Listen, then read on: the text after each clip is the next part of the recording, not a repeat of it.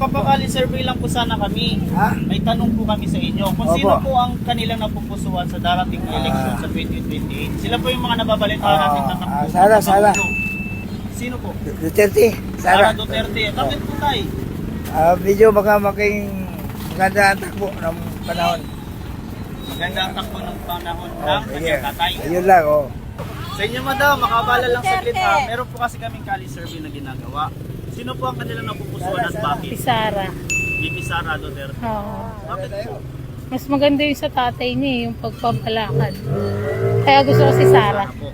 Ikaw madam. Ganun din ako kuya. Kasi magaling si Duterte. Walang mga ano sa Pilipinas, yung mga magnanakaw, gano'n, mga adik-adik. Okay yung palakad niya. Oo. Duterte kami. Sir, kung ngayong darating na 2028 election, sino po ang napupusuan nila sa apat? Siyempre, si Lenny O ako. Lenny, bakit po? Siyempre, mas magaling si Lenny kasi wala siyang abere sa gobyerno. Hindi katulad na Sara, saka si Risa Ontiveros, walang aberya. Kaya kay Lenny ako. Lenny po, mayor po ng Naga. Okay, thank you sir. Okay. Dito po tayo kay ma'am. Mga kababayan. Ma'am, makabala ha. Mali meron kami kali survey na gaganapin. Ginagawa. Sino po ang kanilang napupusuan at bakit? Eto si Lenny. Lenny po, bakit po? Ano, nung naging siya, vice president, marami rin siya nagawa eh. Maraming nagawa. Si ma'am po. Thank you po. Maraming tao. Dito tayo mga kababayan. Subukan natin sila. Sir, pwede makabala mag-survey lang po kami. Sino po ang napupusuan niyo, sir? Sa darating na eleksyon sa 2028. Ayan sa akin si Lenny. Lenny po, bakit? Kasi iba talaga pag Bicolana. Wala na. Ikaw, madam, sino naman po kanyang napupusuan sa kapat? Sila po yung mga nababalita natin tatakbo pagkapangulo sa 2028. Si Lenny na rin. Lenny na rin po. Ikaw po. Ito po, baka po nahirapan yun. Si Lenny. Lenny na rin po. Sige po, salamat po. Sabihin mo pangalan nila. Hi ma'am, magandang hapon. Ma'am, magkabala saglit. Bali, meron po kasi kami pakali survey. Sino po kanila napupusuan sa pagkapangulo? Saan? VP Sara Duterte, Lenny Robredo, Risa Ontiveros, at Dolby Grimulya. Kay Rimulya na lang ako. Hindi, wala. Hindi ko alam kung sino. Wala pa po? Wala pa po. Sige po, maraming salamat.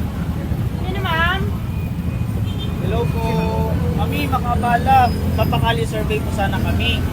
Sino po ang kanilang napupusuan sa apat na tatakbo pagkapangulo sa mga oras na ito? At bakit?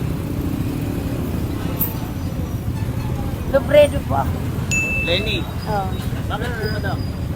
Basta, yun lang Kababayan ko yan. Mga kababayan po. Ikaw sir. Parehas. Sige po, thank you. Dito tayo mga kababayan. Sir, makabala. Sir, magpapakali survey po sana kami. Sino po ang kanilang napupusuan at bakit? Pagkapangulo, darating na 2028. Wala akong napupusuan dyan. Sila pa po kasi Lenny ako eh. nababalitaan, Ay, sir. ito pa si Lenny. Yeah. Bakit po? Bakit? Bakit? Maayos yung ano niya, ang pamamalakan niya, tsaka mas ano siya ng mga tao. Mas gusto siya ng mga, lalo na yung mga kababaihan. Okay. Mas gusto siya. Oo, mas gusto Sir, siya. thank you sir. Mga kababayan, subukan na po natin dito kay ma'am. Hi ma'am, pwede magpa-survey saglit ma'am. Sino po ang kanilang napupusuan at bakit? Decided. Decided pa si ma'am. Sige po, thank you. Hello, mami, makabala. Good afternoon. Ma'am, baling papakali survey po kami. Sino po kanilang napupusuan sa darating na 2028 election? At bakit? Wala ko Bali, si VP Sara Duterte, si Lenny boto. Hindi ka pa po. Okay. Hindi na ako boto. Sige ma'am, thank you po. Sir, magandang hapon. Pwede po magpakali survey, sir? Sa darating na election, sir, sa 2028, sino po ang kanilang napupusuan at bakit? Paula. Sige po, thank you. Dito tayo mga kababayan, subukan natin sila. Madam. Hi ma'am, magandang hapon. Pwede po magpakali survey? Sa darating na election, madam, sa 2028, sino po ang kanilang napupusuan at bakit? Sila po yung nababalitaan natin tatakbo pagka-pangulo.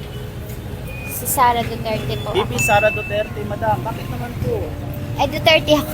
Solid. Yes. Sige po. Thank you, madam. Magandang hapon. Magkano pa? Ma'am, pwede magpabala saglit. Sa darating na election, madam, meron po kasi tayong nababalitaan ng mga tatakbo pagka-pangulo. Sino po ang kanilang napupusuan at bakit? Wala po. Wala pa. Pero sa mga oras na ito, madam, sa mga oras na ito, sino naman po? Si Sara. VP Sara. Bakit po? Wala.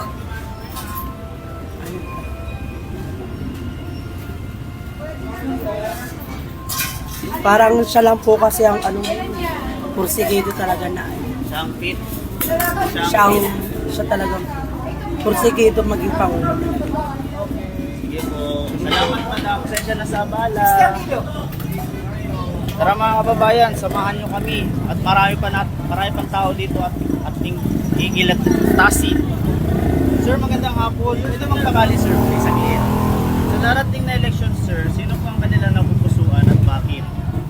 Sa 2028 presidential election, pulso ng kabataan, Si Senator Lenny po. Senator Ay, si Mayor Lenny. Bakit po? Ano po kasi, parang siya po yun talaga yung mas pinagkakatiwalaan natin ngayon. Sige po, si ma'am po. Ma'am, kayo po ma'am. Sino po ang kanilang napupusuan? Lenny din po. Kasi nakikita naman po natin yung mga yung mga plataforma po niya ngayon sa Naga. And super effective po ng leadership niya doon. Tas hindi lang po siya nabigyan ng spotlight nung vice president siya, pero alam naman po nating lahat na may ibubuga talaga si Lenny kung siya yung presidente. Okay, thank you po ma'am. Subukan natin sa mga driver.